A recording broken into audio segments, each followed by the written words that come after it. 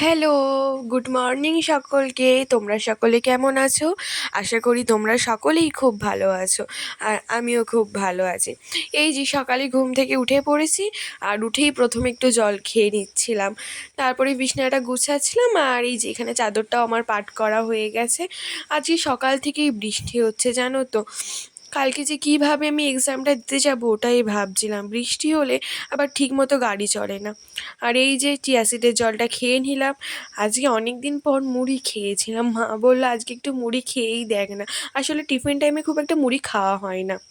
এটা ছিল একটা মেথির প্যাক, যেটা আমি প্রতি সপ্তাহে একবার করে হলেও অন্তত ইউজ করি।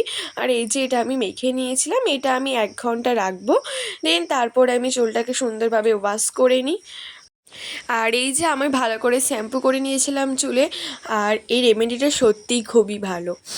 আর দেন দুপুরে লাঞ্চ করি, তারপর একটু বাইরে যাই, গিয়ে দেখলাম যে বৃষ্টিটা থেমে গেছে। তো চলো আজকের ভিডিওটা আমি এখানেই শেষ করছি। ভালো লাগলে লাইক, সাবস্ক্রাইব, কমেন্ট করে দিয়ে অবশ্যই পাশে থেকো। চলো টাটা, বাই।